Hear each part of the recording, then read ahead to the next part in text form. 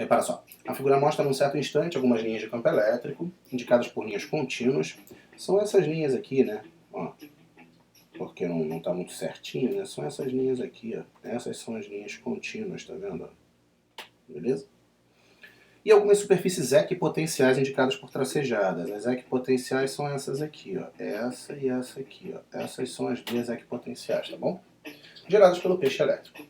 A diferença de potencial entre os pontos A e B é 4 vezes 10 a menos 5. Olha, equipotencial significa potencial igual. Então, o A está na mesma equipotencial do C. E o B está na mesma equipotencial do D. Então, VC menos VD é a mesma coisa que VA menos VB, ó, que é 4 vezes 10 a menos 5. Lá embaixo, suponha que a distância entre os pontos 5 vezes 10 a menos 3 metros. Tá vendo lá?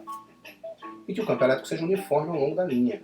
Campo elétrico uniforme, céu. Calcule o módulo do campo elétrico entre os pontos C e D. Existe uma equação de relação entre DDP e campo, que é o ED. A minha DDP é 4 vezes 10 a menos 5, o meu campo elétrico eu não sei, e a minha distância é de 5 vezes 10 a menos 3. Ó. Fazendo uma continha aqui, eu vou achar 4 quintos é 0,8, né? E 10 a menos 5 dividido por 10 a menos 3 é 10 a menos 2. Então 0,8 vezes 10 a menos 2, 8 vezes 10 a menos 3 volt por metro. Esse é o meu campo elétrico uniforme. Show de bola? Olha o número 2. Robert Millikan verificou experimentalmente que a carga elétrica que um corpo adquire é sempre um múltiplo inteiro da carga do elétron.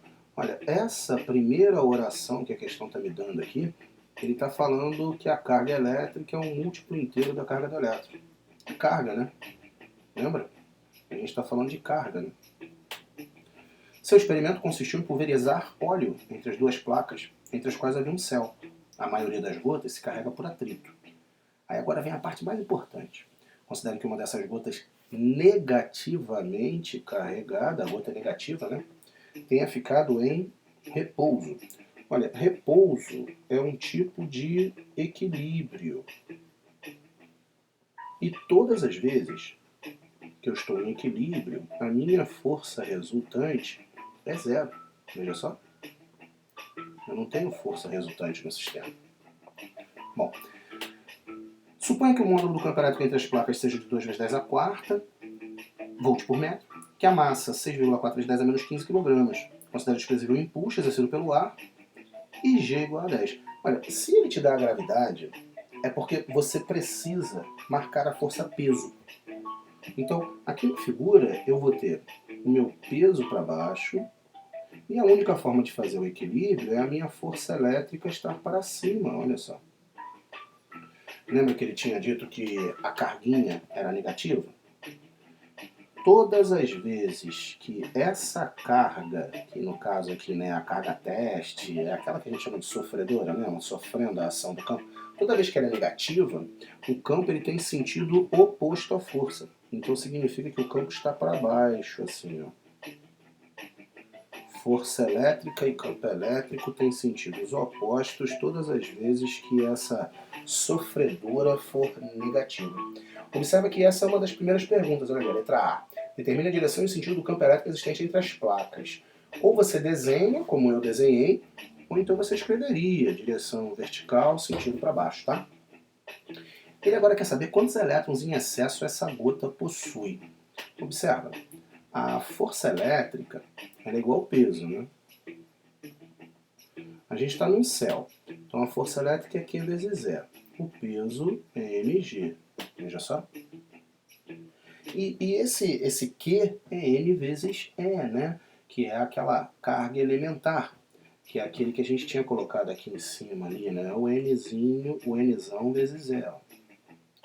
Então vamos substituir, ó. Eu quero achar o Nzão, Nzão vezes, ó, 1,6 vezes 10 a menos 19 é 16 vezes 10 a menos 20.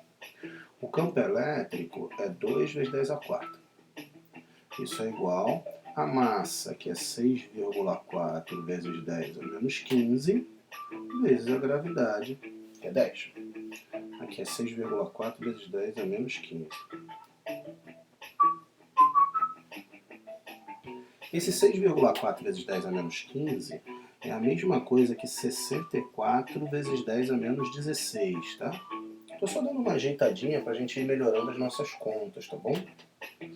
Aí repara só, 64 por 16 sobra 4 do lado de lá, olha só. E eu posso simplificar esse 4 também, tá? Posso simplificar esse 4 com esse 2 aqui, ó. Aí sobra um 2 do lado de lá. Foi o único número que sobrou, tá vendo? Ó, vou reescrever, ó. N vezes. Do lado de cá, ó, 10 a menos 20 com 10 a quarta é 10 a menos 16. Isso é igual a 2 vezes 10 a menos 16 vezes 10, olha lá. Aí corta-se o 10 a menos 16 com o 10 a menos 16 e sobra uma quantidade de 20 elétrons. Show? Essa é a quantidade de elétrons em excesso que a gente tem aí. Cuidado para não errar em conta, hein? Eu estou prestando bastante atenção aqui, mas às vezes a gente pode ter um erro de conta. Cuidado para não errar em conta, prestar bastante atenção. Bom, dá uma olhada nessa próxima, a 3. Em dois vértices opostos de um quadrado de lado A, estão fixas duas cargas pontiformes, Qzão e Q'linha, né? Qzão-linha. Essas cargas geram em um outro vértice P do quadrado um campo elétrico E. Repara que ele fala de geram, né? São cargas geradoras, cuja direção e sentido estão especificados na figura a seguir. Indique os sinais das cargas e calcule o valor da razão. Ó, primeira coisa, eu tenho que perceber que para aquele campo E ser gerado ali, eu vou precisar de um campo nessa direção. Eu acho que não está dando para enxergar direito. Deixa eu dar um aumento aqui assim. Acho que assim vai ficar bem melhor. Ó. Então, ó, de novo, eu vou precisar de um campo aqui, ó, e de um campo aqui, ó. Opa. Aqui, ó. Ah, minha mão. Agora sim. Então, ó, eu tenho esse campo e esse campo.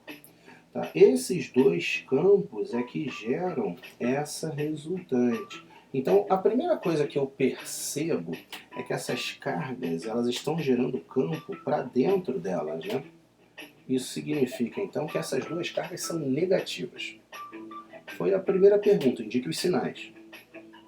As duas são negativas, tá vendo? Outra coisa que eu percebo também, ó, eu vou chamar esse aqui de Y.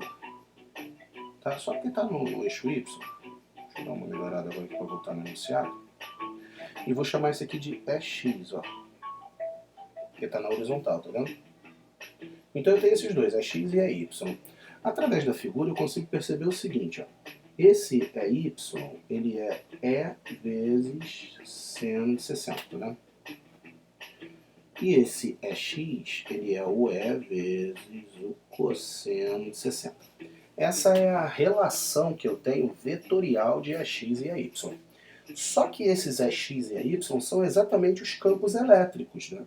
Então esse E cosseno de 60, ele é o campo elétrico gerado pela carga Qzão. Olha só.